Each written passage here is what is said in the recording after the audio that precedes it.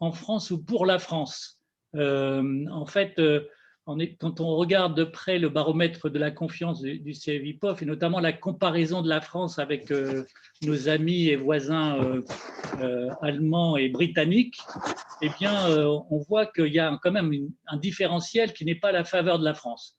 Par exemple, quand on prend le gouvernement, hein, c'est selon les régimes qui sont différents, mais le gouvernement, ça peut être une comparaison possible entre les pays européens, eh bien, on voit que pour la France, le niveau de confiance est autour de 30-35% depuis, pas depuis hier, hein, depuis avant-hier, depuis une quinzaine d'années environ. Et pour l'Allemagne, ce niveau de confiance est près du double. Donc, les Allemands sont beaucoup plus confiants envers leurs institutions. Alors, merci, cher François Hollande, de votre présence, de nous livrer à la fois votre constat d'expérience, j'allais dire, vos clés d'explication sur cette confiance, on va dire, modérée des Français envers leurs institutions, et aussi, voire surtout, vos axes de proposition pour rehausser, ou plutôt hausser le niveau de confiance envers les institutions et la politique en général. Voilà. Nos amis qui participent à ce moment, on les remercie avec Martial Foucault, ont la capacité de poser des questions dans un deuxième temps. Vous pouvez le faire par écrit. Merci d'avance à vous toutes et à vous tous. Et merci à Martial Foucault de co-construire avec moi et la revue civique ces moments de questions de confiance et de rappeler en quoi cette problématique est si importante. Oui, merci. Merci Jean-Philippe. Monsieur le Président, cher François Hollande, on est très heureux de vous accueillir. Effectivement, vous avez accepté spontanément et nous en réjouissons. Nous avons lancé ce cycle d'entretien de la confiance en pensant évidemment à l'échéance qui va nous occuper, nous, CEVIPOF et politologues sur la séquence électorale de 2022, mais préalablement, le sujet de la confiance est un sujet qui est présent depuis fort longtemps au CEVIPOF, puisque cette fameuse enquête de la confiance politique est née en 2009, ce qui nous permet d'avoir maintenant une histoire, une trajectoire diachronique de la confiance, des confiances, je dirais des cercles de confiance, confiance certes institutionnelle, politique, sociale. Et je suis très, très heureux que vous ayez accepté parce que en relisant votre discours d'investiture le 15 mai 2012, en fait, j'ai découvert que vous aviez tous les atouts recherchés d'un chercheur en sciences sociales travaillant sur les questions de confiance. Alors, ce n'est pas une invitation à vous recruter comme chercheur au CEVIPOF, mais si d'aventure cela pouvait faire converger nos vues, nos réflexions, j'en serais très honoré. En relisant votre discours, vous avez établi un programme de recherche sur la confiance. Hein. Je vous cite, vous indiquiez vous adresser aux Français avec un message de confiance et vous le décliniez de façon très, très précise en indiquant que la première condition de la confiance retrouvée, c'est l'unité de la nation. Deuxièmement, la confiance, c'est l'exemplarité. La confiance, c'est aussi la démocratie elle-même. Enfin, la confiance repose sur la justice et la confiance, c'est la jeunesse. Alors, je trouve ça très intéressant parce que vous pointiez déjà deux éléments que l'on retrouve comme source d'explication des différentiels de confiance entre pays, et notamment sur la question de l'exemplarité et la question de la justice. Et pour introduire cette séance, je vous invite à peut-être revenir sur ces deux éléments et qui me faisaient penser, au fond, est-ce que l'on peut décliner une forme de programme qui permettent de restaurer la confiance dans l'action publique, le regard qu'ont les citoyens vis-à-vis de leurs représentants, en imaginant, et je sais que vous êtes attaché au clivage gauche-droite, vous êtes le seul président, j'ai repris tous les discours d'investiture, vous êtes le seul président qui a autant insisté sur cette notion de confiance, et je m'interrogeais, et je vais démarrer comme ça en vous cédant la parole, si au fond on peut considérer qu'il y a une confiance de gauche et une confiance de droite, ou bien une défiance de gauche et une défiance de droite dans le rapport aux politiques, le rapport au pouvoir entre représentants et représentés. Voilà, je vous cède la parole immédiatement. Bon, d'abord, merci pour votre invitation et je salue tous les participants, ceux qui sont devant moi comme ceux qui nous écoutent ou nous voient. Je voulais revenir sur cette question de confiance parce qu'elle est majeure dans la crise démocratique que nous traversons et qui est sans doute générale à beaucoup de pays, mais spécifique quand même à la France, compte tenu de l'ampleur, et les chiffres que vous avez rappelés le démontrent, de l'ampleur de la défiance. Cette défiance, elle est installée depuis longtemps, c'est-à-dire qu'elle ne vaut pas simplement pour les 2 ou 3 quinquennats qui viennent de se produire, mais elle était déjà présente au milieu des années 80.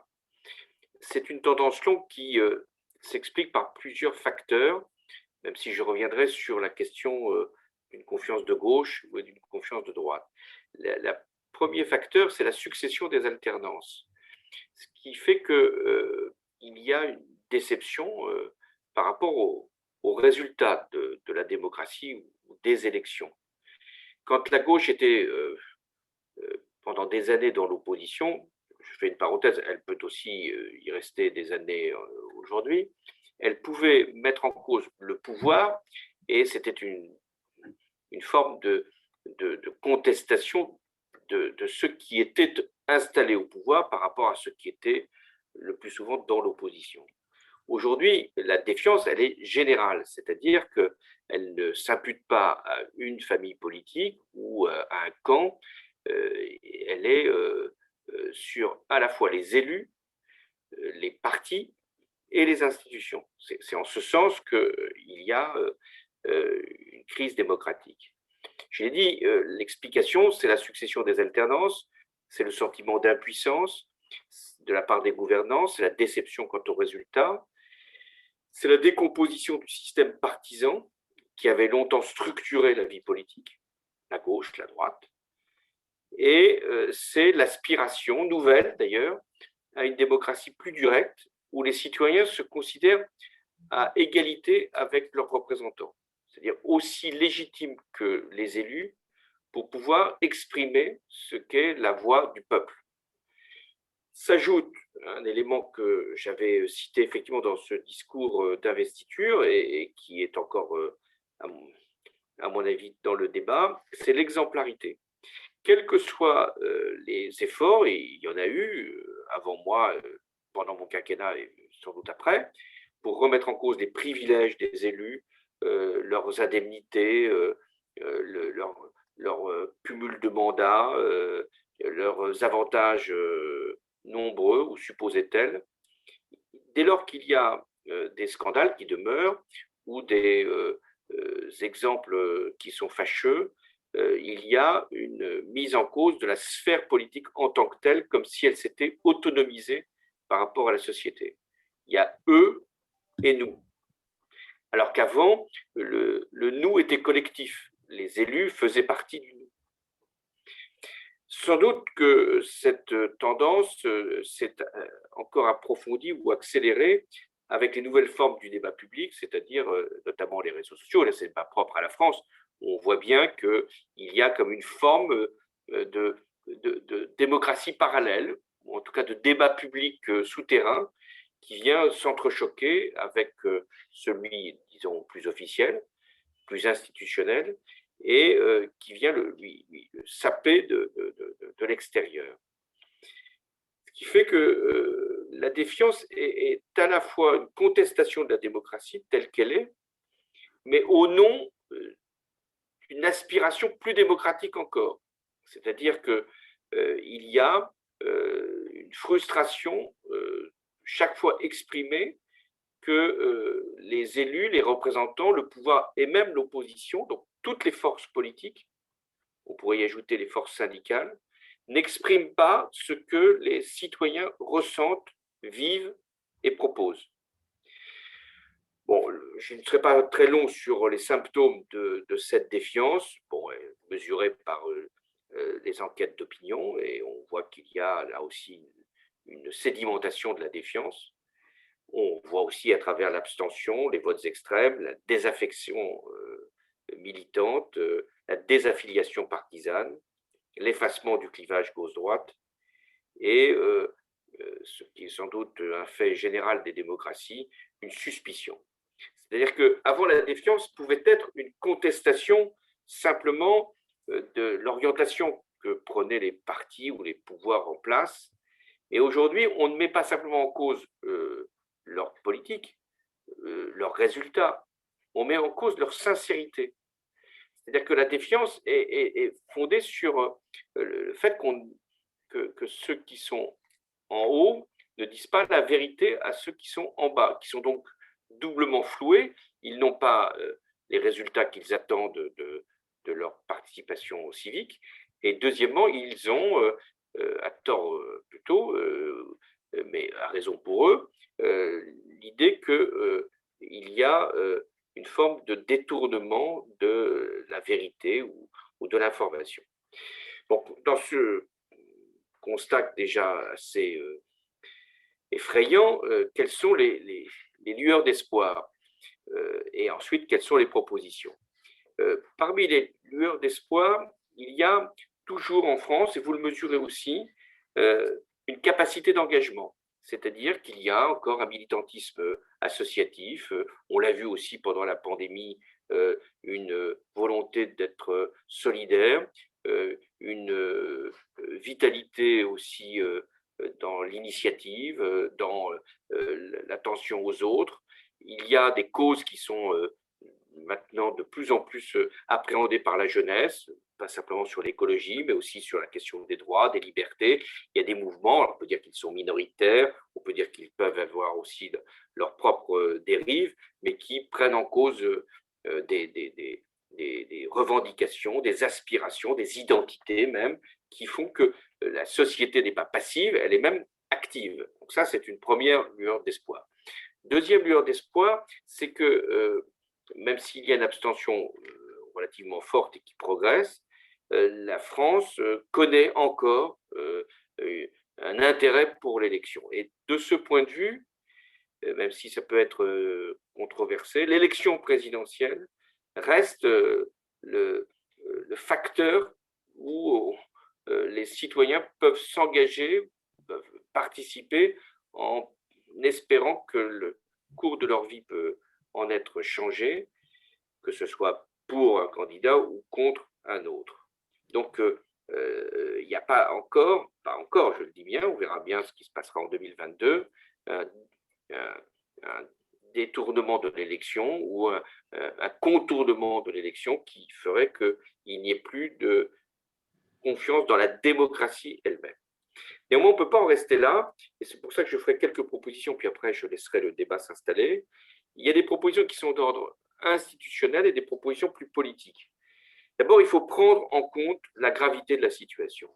J'ai peut-être forcé le trait, mais je pense que les démocraties ne sont pas en pleine forme dans le monde, même si aujourd'hui Joe Biden en donne peut-être un signe encourageant, et qu'elles sont plutôt en recul, et qu'il y a donc une exigence de repenser le pacte démocratique et de faire des choix institutionnels que l'on avait plutôt tendance à renvoyer à plus tard, ou en pensant que ce n'était pas la priorité. Il fallait d'abord, et c'est assez juste, s'occuper de l'économie, du social, de l'écologie, et puis la question de la dévolution du pouvoir, de la concentration du pouvoir, du partage du pouvoir, viendrait plus tard. Non, je pense que la question institutionnelle est devenue la question préalable, celle qui va permettre de dénouer un certain nombre d'autres réponses, notamment dans les domaines de l'intervention publique. J'ai évoqué l'économie, le social, l'écologie, et on pourrait dire aussi la question régalienne et de sécurité. Donc il faut, première idée, clarifier notre régime. Nous avons été souvent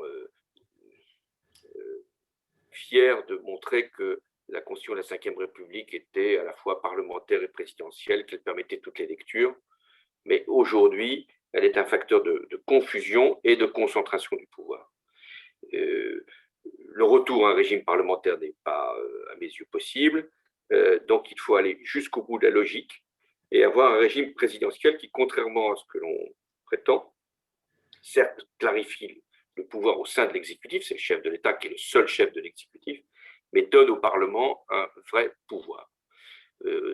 Aujourd'hui, même si ce n'était pas la seule explication, loin de là, mais la faiblesse du Parlement, son incapacité à pouvoir et prendre des initiatives, on l'a encore vu récemment sur la question de la fin de vie, ou contrôler l'action du gouvernement de manière efficace, on le voit sur la pandémie, est un problème.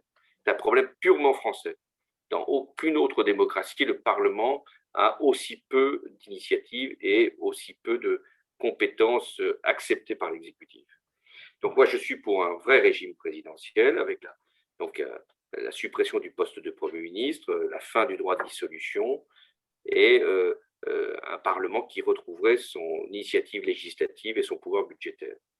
On en finirait avec cette confusion où on ne sait pas qui décide du président et du Premier ministre, ou plus exactement, on voit un Premier ministre, je ne parle pas de celui d'aujourd'hui, même si on pourrait être là-dessus assez grinçant, mais où on voit un Premier ministre de plus en plus dépourvu de ce qui est pourtant sa mission, c'est-à-dire d'être un chef de gouvernement et de coordonner l'action du gouvernement.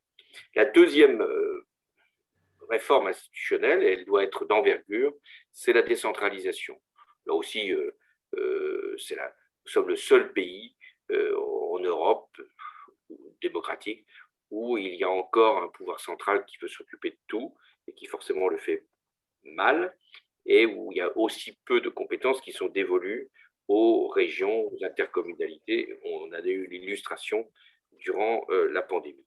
Donc là aussi, il faut simplifier les circuits administratifs, raccourcir la chaîne de décision et transférer aux élus locaux une grande part du pouvoir aujourd'hui exercé par l'État.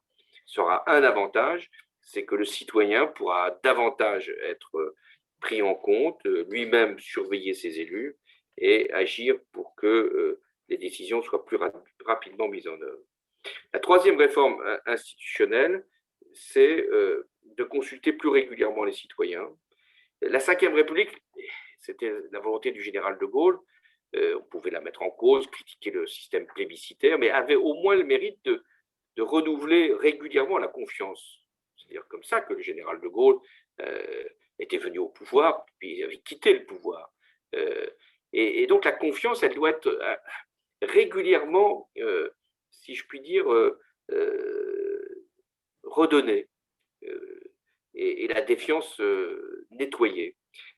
À partir de là, sans doute faut-il faire un usage qui n'est pas systématique, mais plus régulier du référendum, assouplir les conditions du référendum d'initiative citoyenne, organiser des votations locales plus fréquentes, utiliser la conférence citoyenne, où on a vu à la fois son avantage et ses limites, sans pour autant priver le Parlement de son droit principal de voter la loi. Ça, c'est ce qui relève des propositions institutionnelles. Je termine par les propositions politiques. Moi, je suis favorable, si on était dans un régime présidentiel, mais même ça pourrait être dans le régime actuel, de disjoindre les rythmes des mandats. C'est-à-dire de faire que le président puisse être élu sur 6 ans et que l'Assemblée nationale le soit sur 4 ans. Ce qui ferait qu'il y ait là encore une consultation du pays plus régulière et une obligation de négocier entre le président et le Parlement. D'obliger à des compromis, d'obliger à des consensus, ce qui n'est pas l'image du fonctionnement de nos institutions. Deuxième proposition politique, mais elle tient d'abord aux acteurs eux-mêmes, c'est qu'il faut recomposer la vie politique. Pas possible d'avoir une fragmentation comme on la connaît et d'avoir des partis aussi faibles. Il n'y a pas de démocratie sans parti. Et imaginer qu'on serait dans une démocratie élective avec aucune structure pour faire vivre ensuite le Parlement et les organes du pouvoir est une illusion et va se traduire par l'amplification de la crise de la représentation. Enfin, sur l'exemplarité, je crois qu'on est allé loin, mais peut-être pas encore assez. Il faut démettre les élus qui ont été condamnés, avoir des processus de récusation par rapport à certains comportements dans des cadres, bien sûr, fixés strictement par la loi. Dernier mot, puisque vous avez retrouvé ce discours, je vous en remercie, sur ce que je disais sur la jeunesse, c'est que le grand enjeu, c'est de raccrocher la jeunesse à la vie de nos institutions et à la vie politique. Ce n'est pas une question nouvelle, parce que, sauf à certaines époques, la jeunesse n'a jamais été forcément l'avant-garde, comme on dit. Mais aujourd'hui, une politique qui serait coupée de la jeunesse serait sans doute ce qu'il y a de pire pour la démocratie. Donc, on va sortir de la pandémie avec quand même une jeunesse qui aura été très limitée dans ses droits, très atteinte dans ses libertés. Et donc, pour retrouver la confiance de cette génération, il va falloir l'associer directement à la reconstruction. Et sans doute prévoir, peut-être par des initiatives de représentation particulière, le fait qu'il y ait une espèce de Conseil national de la jeunesse, parce que beaucoup de revendications doivent venir de cette génération. Voilà, merci pour, j'ai été trop long, pour cette invitation et j'attends les questions. Merci beaucoup François Hollande. C'était pas trop long parce que c'était très précis aussi. Et on a besoin de précision aussi dans politique pour manière de restaurer la confiance aussi. C'est d'être dans la précision et les choses concrètes.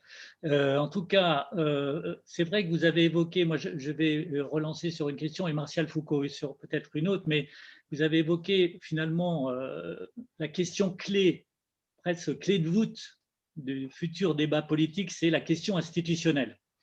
Et donc, même si vous n'avez pas prononcé le mot, mais il s'agirait de passer à une 6e République. Certains font des propositions dans ce même sens.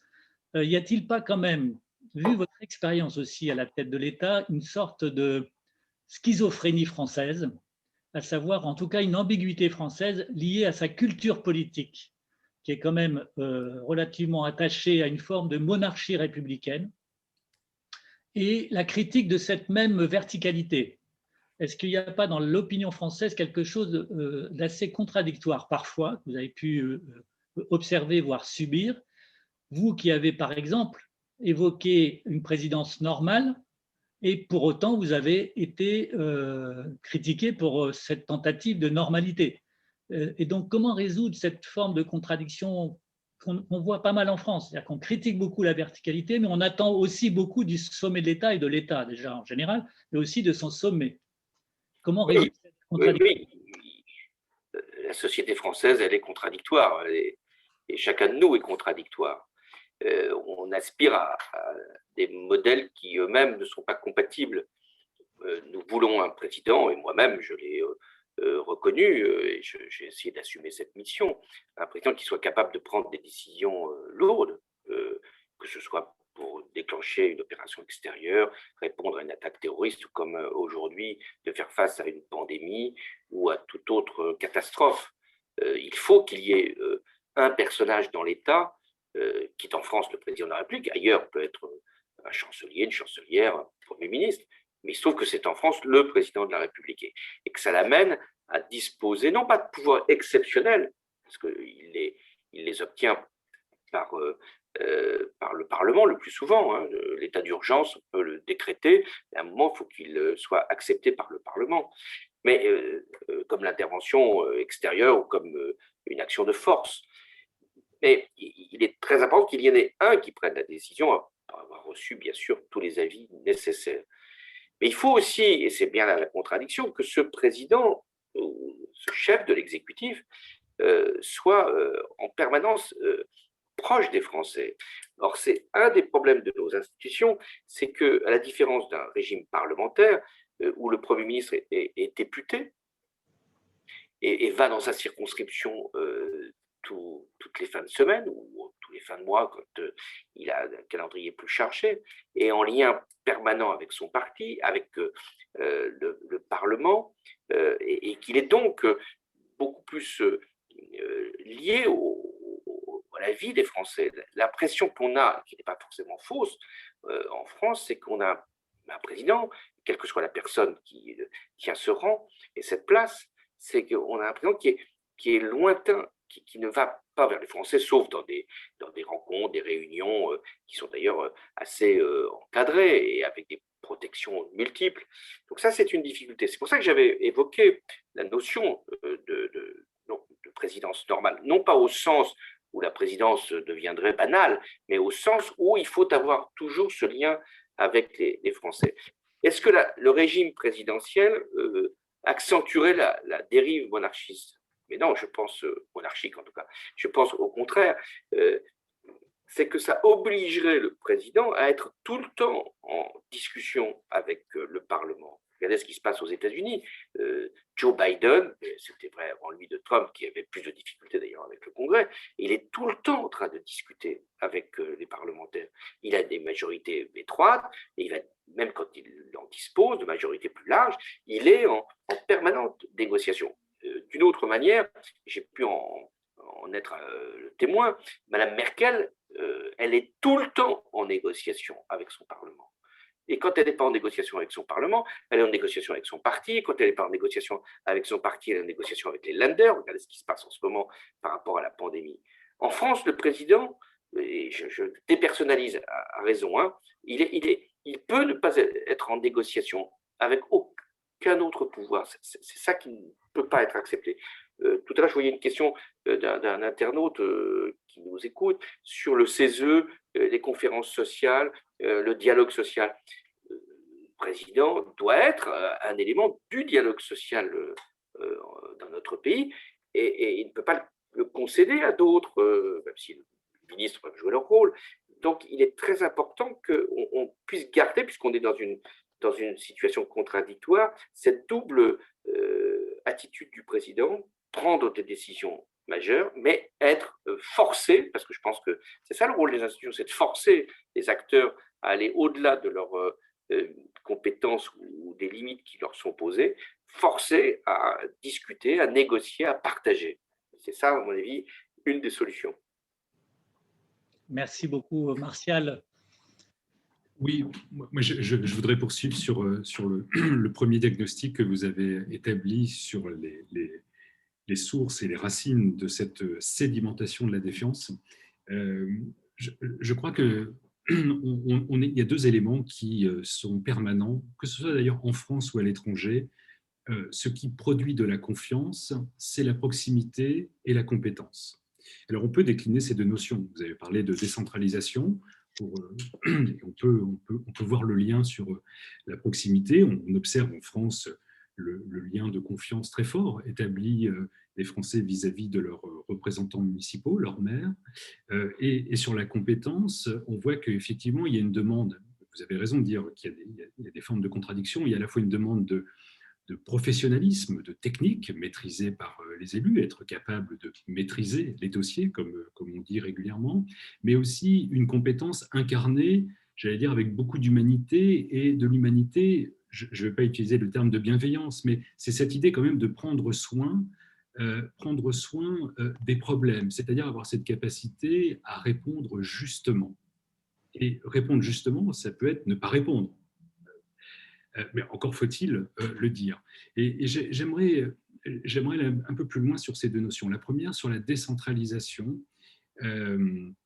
Je suis toujours surpris qu'il y ait à la fois la volonté de décentraliser, de rapprocher les citoyens des représentants et finalement des choix publics, et en même temps une culture politique française très centralisatrice, et on a du mal à imaginer cette duplicité entre des attentes très très fortes d'un État présent et à la fois un transfert de compétences dont on voit qu'aujourd'hui les Français n'ont pas une connaissance très forte de qui fait quoi. Et précisément, c'est parce qu'on a une sorte de camailleux de compétences et d'acteurs que finalement, il vaut mieux s'en remettre à une personne dont on a identifié pour lequel l'élection majeure, l'élection présidentielle, permet de concentrer à la fois toutes les détestations ou tous les espoirs.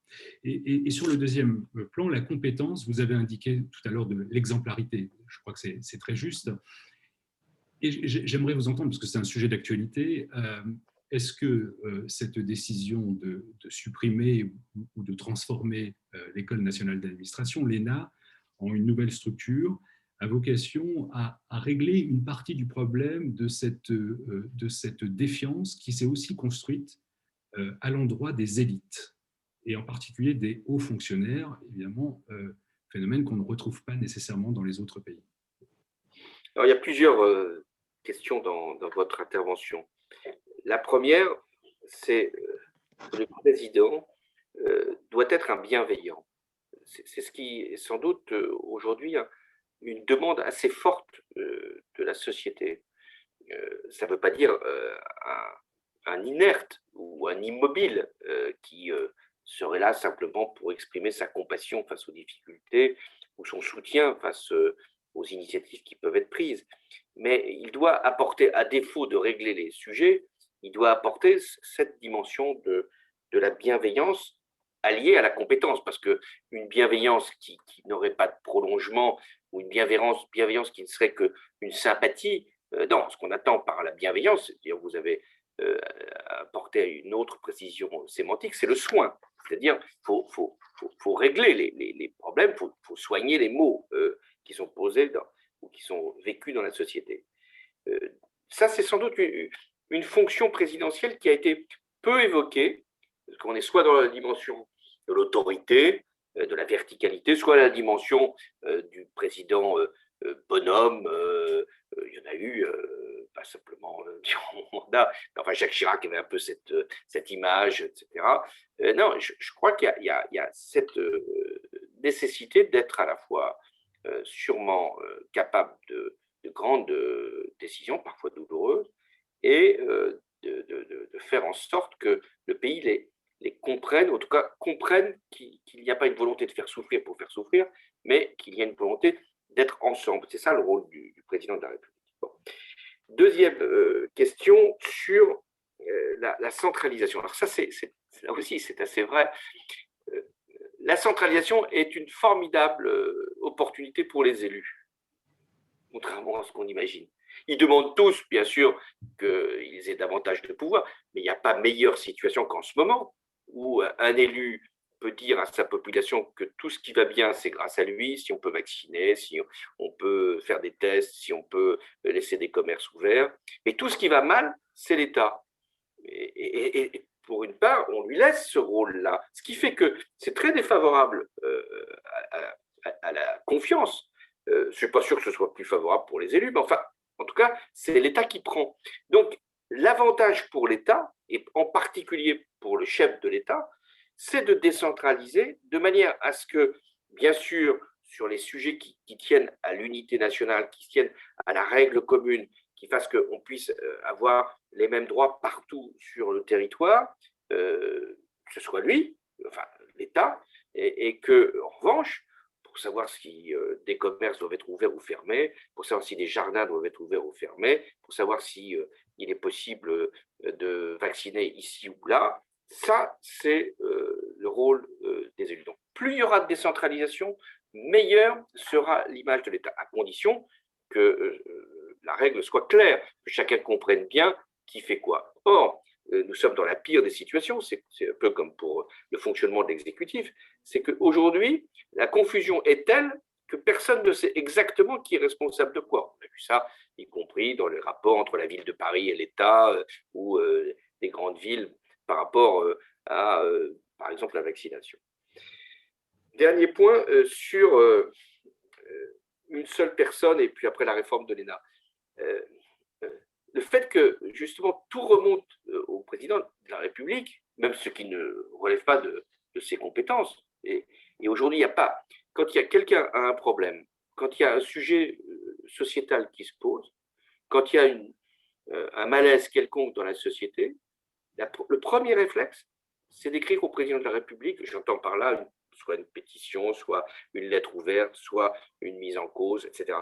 Non, il faut à un moment qu'on sache que le président de la République, il ne fait pas tout, et loin de là, alors d'abord il y a un gouvernement, mais si on enlevait le Premier ministre, on pourrait dire ben, ça va revenir sur le président de la République. Non, il y a des lois qui sont votées, il y a des élus locaux qui ont des responsabilités, et donc il n'y a pas toujours à penser que c'est une femme ou un homme qui va régler l'ensemble des sujets.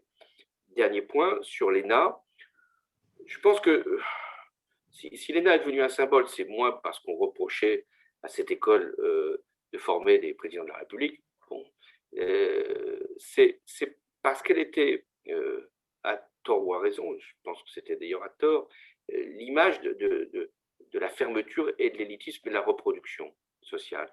C'était assez injuste parce que cette école a eu aussi son mérite démocratique, mais parce que l'élitisme, il est bien plus grave. C'est pas simplement à l'ENA, On va le retrouver dans certains réseaux, certains corps de l'État, etc.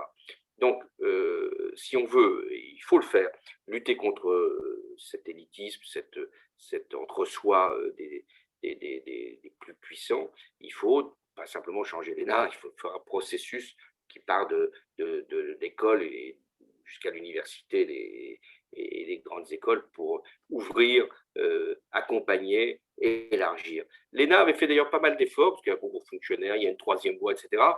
Et d'autres écoles n'ont pas fait forcément cet élargissement. Et je pense qu'il fallait sans doute faire évoluer les choses, mais penser qu'on va réformer l'État en changeant le nom de l'ENA me paraît de l'ordre d'un moment de créer la défiance, c'est-à-dire l'illusion. Merci François Hollande. Manon est avec nous de l'école de journalisme de Sciences Po, et puis après je serai le porte-parole de quelques participants pour des questions. Merci Manon. Oui, bonjour Manon de Cabarrus.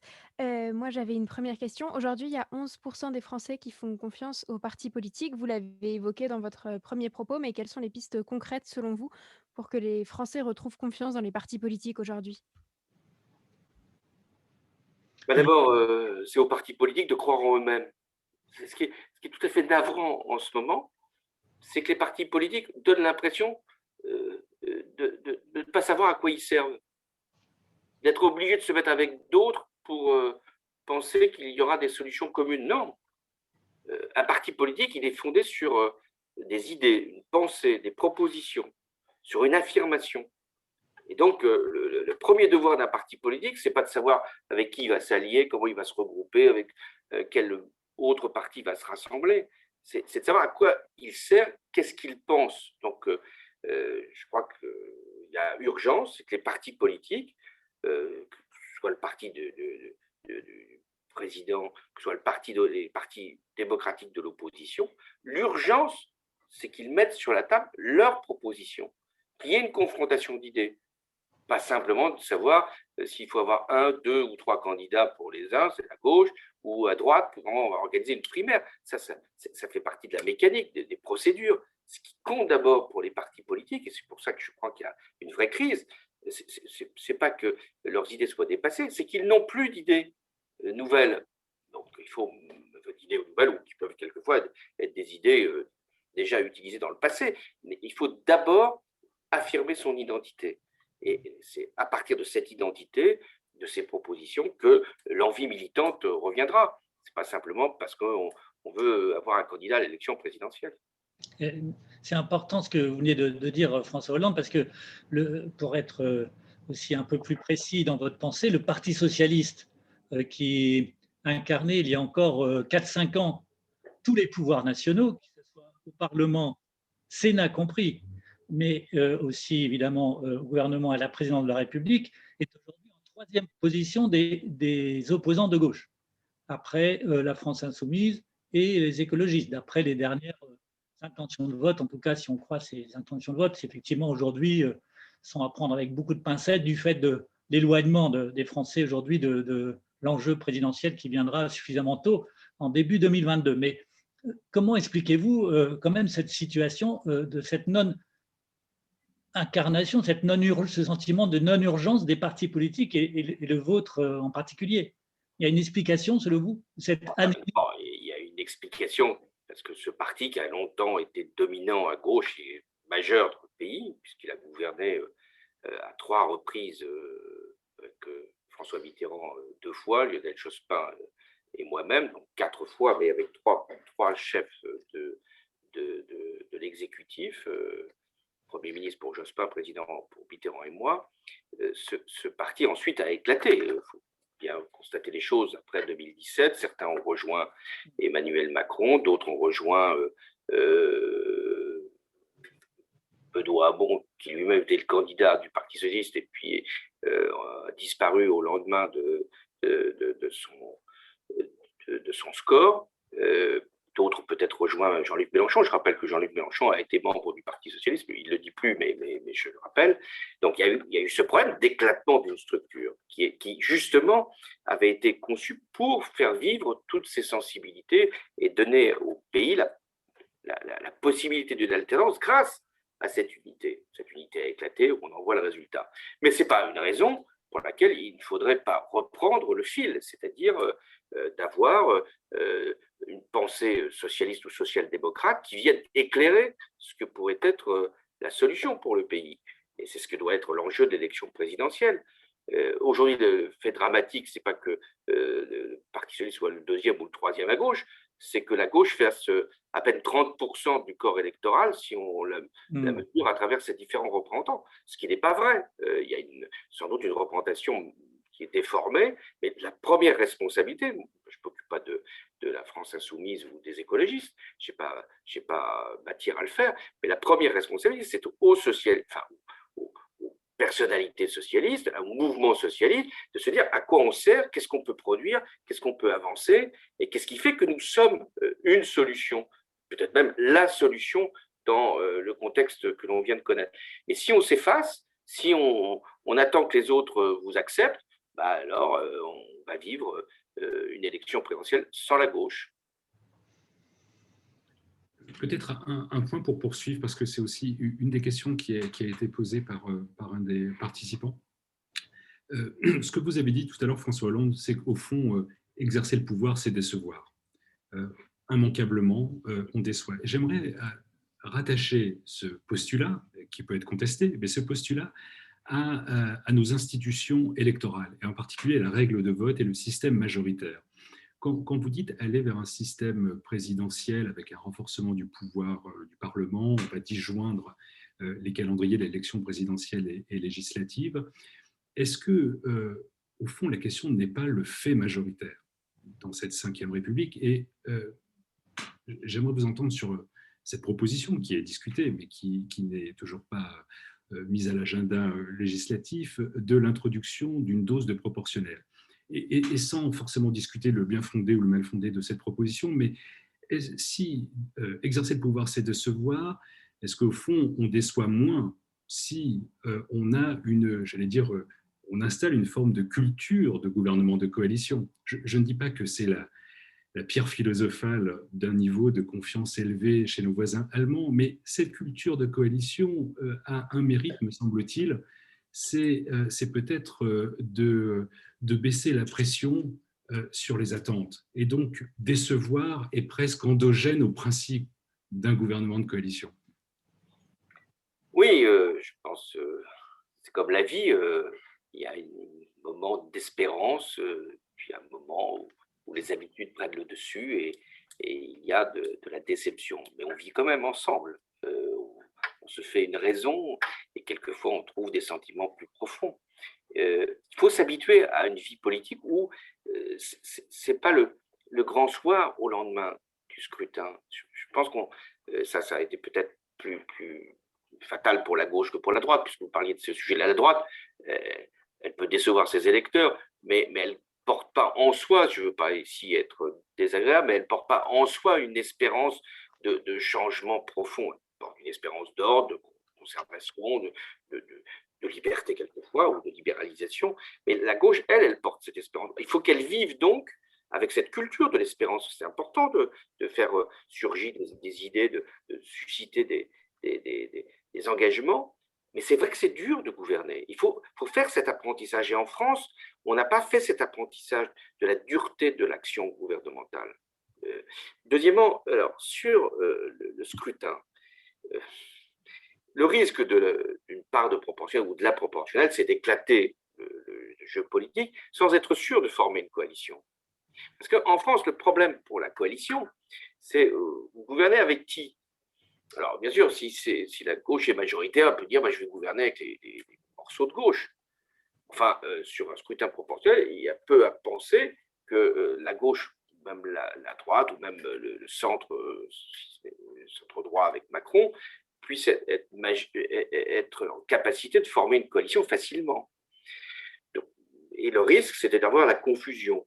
Mais j'entends ce que vous dites. Moi, je pense qu'il est possible de rechercher, même avec un scrutin majoritaire, une assise plus large. Parce que le malentendu en France, c'est qu'une fois que le président est élu, il a généralement une majorité à l'Assemblée, ce que vous appelez le fait majoritaire qui se répète, et qu'il y a une illusion de penser que le pays est majoritairement en faveur du président et de cette majorité. C'est une illusion. Finalement, qu'est-ce qui fait la légitimité du président? Bien sûr, c'est son score de deuxième tour, mais son assise, c'est son vote de premier tour. Et donc, c'est une illusion de penser qu'avec 25% des suffrages, même si on a 51% pour l'élection présidentielle et plus de 50% de députés, on peut gouverner dans la stabilité le pays. Ça, c'est pas vrai. Donc, je pense que le rôle du président, une fois qu'il a peut-être même gagné les élections législatives, c'est de chercher une coalition plus large que sa simple majorité, y compris dans la composition du gouvernement. Mais sur une base de négociation, parce que ce qui fait la force de l'Allemagne ou d'autres pays, ou de l'Espagne aujourd'hui, je ne parle pas de l'Italie où ils ont maintenant trouvé un système où ça va de l'extrême droite au centre-gauche, je ne suis pas sûr que ce soit forcément un modèle, mais il faut qu'il y ait dans une coalition un contrat de gouvernement. S'il n'y a pas de contrat de gouvernement, il y a d'une certaine façon une combinaison. Merci François Hollande. Je vais regrouper plusieurs questions qui tournent autour de ces enjeux de coalition et aussi de régimes parlementaires qui sont ceux de nos voisins européens. Vous avez, Delphine par exemple évoque le contexte difficile aujourd'hui qui trouve le clivage traditionnel des débuts de la Ve République gauche-droite par le fait qu'il y a des Européens et des anti-européens, des républicains et des non-républicains qui troublent le jeu de la vie politique. C'est une observation plus qu'une question. Vous pourrez faire écho ou pas à cette question, enfin cette interrogation.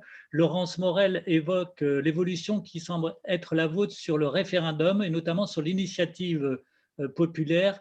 Quelle est la raison principale de votre éventuelle et possible évolution sur ce sujet référendaire? Une question d'Alain Policard aussi sur le parlementarisme. En quoi la France serait une exception en Europe? Vous penchez vers le régime présidentiel, donc c'est un schéma qui est celui des institutions américaines, par exemple. Pourquoi la France devrait se distinguer encore plus, elle l'est déjà aujourd'hui, hein, des autres démocraties européennes qui, elles, sont dans des régimes parlementaires pour la plupart?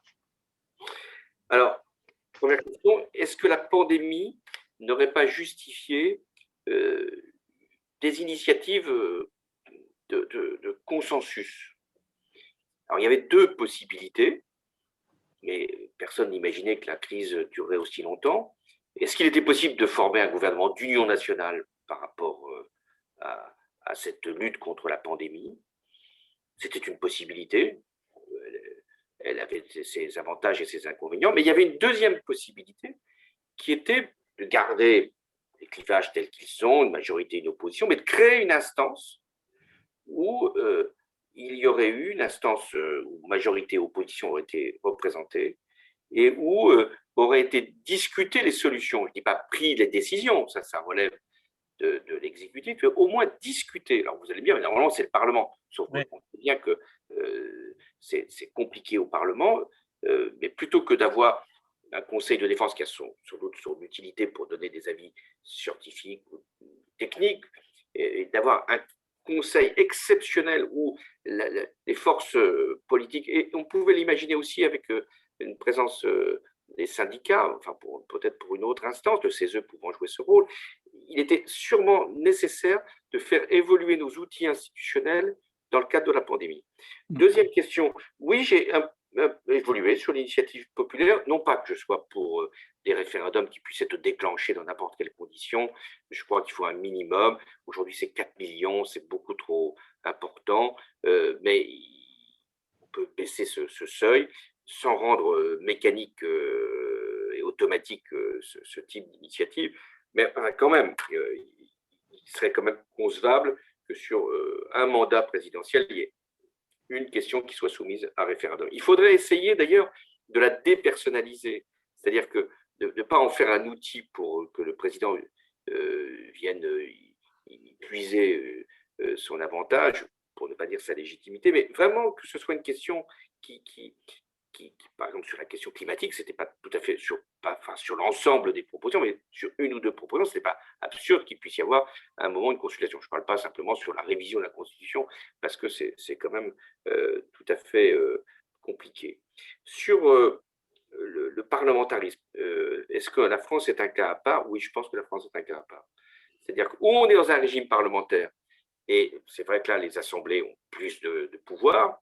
On est dans un régime présidentiel, et là, institutionnellement, de toute façon, il y a une séparation des pouvoirs, mais la France, elle est entre deux, c'est-à-dire qu'on a un Parlement qui est très contraint, qui se contraint lui-même, ça c'est le fait majoritaire, un exécutif qui pense que c'est toujours un problème de consulter le Parlement, et donc on a cette situation qui est un peu paradoxale. Je vais prendre un exemple qui me concerne en plus. Quand j'allais au Conseil européen, j'étais le seul chef de délégation, si je puis dire, à ne pas avoir consulté le Parlement avant de venir. Tous les autres l'avaient fait. Mais en France, nos règles institutionnelles, c'est qu'au mieux, je devais peut-être dire au Premier ministre qui n'avait pas assisté à la réunion de rendre compte de ce qui s'était passé au Conseil européen. La chancelière Merkel, elle allait au Parlement avant le Conseil européen et après le Conseil européen. Manon va intervenir peut-être une nouvelle fois, sachant qu'on approche la fin de notre séance, mais merci beaucoup de toute cette acceptation du jeu de questions-réponses. Oui, vous aviez dit que la pandémie avait creusé les inégalités. Une en particulier, c'est l'égalité femmes-hommes. Avec la crise du Covid-19, le recul de l'égalité femmes-hommes à l'égalité prévue a reculé d'une génération, et notamment avec le télétravail, où beaucoup de femmes se retrouvent à s'occuper des enfants pendant qu'elles sont en train de télétravailler. Est-ce que vous ne pensez pas que ce manque d'action gouvernementale pour lutter contre ces inégalités en temps de pandémie va créer une défiance genrée envers le gouvernement, une défiance de la part des citoyennes? Oui, je pense que ça a aggravé toutes les inégalités de genre, inégalités entre les générations, on a parlé de ce que les jeunes avaient dû subir, inégalités sociales entre ceux qui sont au front, si je puis dire, et puis d'autres qui peuvent être plus à l'abri. Bon, on le sait. Est-ce qu'il faut qu'on raffine davantage nos objectifs de lutte contre les inégalités, notamment de genre, c'est-à-dire à évaluer les politiques en fonction de ce qu'elles provoquent sur les écarts de situation entre femmes et hommes? Je crois qu'il faudra le faire. De la même manière, sur les âges, je crois que c'est très important qu'on puisse donner la conviction, puisqu'on est devant un problème de confiance, qu'on ne se satisfait pas des désordres que des crises peuvent provoquer. Donc je pense effectivement que beaucoup de femmes ont été lésées par la situation provoquée par la pandémie, pas simplement par le télétravail, mais parce que beaucoup, ce sont elles qui ont été au front, aussi bien pour les services de soins que pour les services de commerce ou de proximité.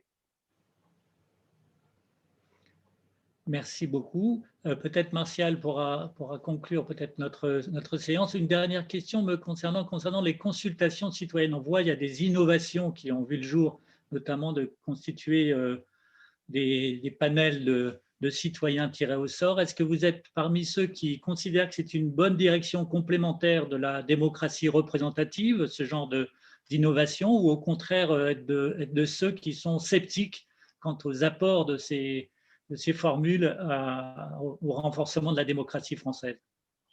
Non, je pense que c'est une bonne initiative. Faut-il en délimiter le cadre? C'est-à-dire que si ça porte sur des questions trop larges, la consultation devient presque impossible. Là, c'était déjà très large, hein, c'était sur toutes les questions climatiques, même si certains sujets avaient été écartés. Deuxième limite qu'il faut poser, c'est qu'est-ce que devient la conclusion?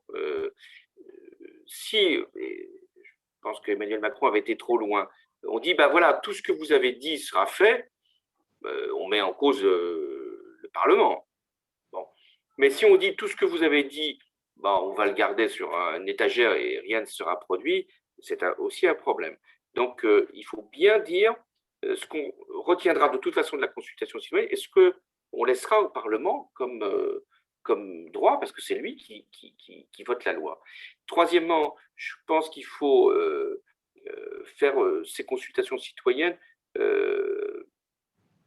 presque tous les ans. C'est-à-dire qu'il faudrait trouver un sujet, mais avec le souci, pas forcément d'avoir 150 personnes, mais d'avoir un panel, chaque fois changé, qui puisse donner un éclairage, ce qui suppose d'ailleurs de former ces personnes qui viendraient, tout en leur disant qu'après, leurs conclusions seraient soumises au débat public. Merci beaucoup, Monsieur le Président. Martial, Oui, non, il est temps de conclure. On est arrivé à l'heure fatidique, il est 17 heures. Merci beaucoup, François Hollande. On est très heureux de ce moment d'échange. Je crois qu'on est allé en profondeur sur plusieurs dimensions. Je crois que le mérite de cette discussion spontanée nous permet d'aborder des sujets avec plus de précision. Donc, un grand merci à vous. Et nous aurons peut-être l'occasion, si vous en acceptez, de vous réinviter prochainement, au moment où la campagne 2022 sera lancée. Et on voudrait revenir sur cette question de confiance et précisément, parce que je crois que c'était un commentaire qui a été donné, je crois qu'il est très juste, ça faisait référence à l'expression de l'historien Pierre Rosanvallon, qui au fond, l'élection, est-ce que c'est un moment d'élection ou un moment de désélection? Est-ce que c'est pas ça l'une des racines de cette défiance? Donc le rendez-vous est pris, j'espère que vous pourrez vous libérer si vous êtes de nouveau réinvité, mais je crois que le nombre de participants, on a, comme on dit, atteint des records, justifie pleinement une réinvitation. Voilà. Merci beaucoup, François. Merci à vous. Si vous pouvez me faire passer, que j'ai vu sur mon écran, des questions et des remarques des participants, si elles ont pu être gardées, ça m'intéresserait de les consulter. Deuxièmement, je veux vous rassurer, je ne suis pas candidat à rentrer au CEVIPOF. Bon, mais on pourra évoquer quand même à la prochaine séquence où vous serez invité d'autres types de candidatures. On ne sait jamais. Voilà. D'ici la fin de l'année 2021, ce sera avec plaisir de vous réécouter et peut-être pour ranimer aussi le débat public du côté de la gauche d'opposition. À bientôt, donc, alors, pour d'autres annonces, alors. Et nous excusons à nos participants de ne pas avoir pu répondre à toutes les questions, mais on vous les transmettra avec plaisir à votre cabinet. Merci beaucoup. Merci, à bientôt. Merci. Au revoir. Au revoir. Merci beaucoup.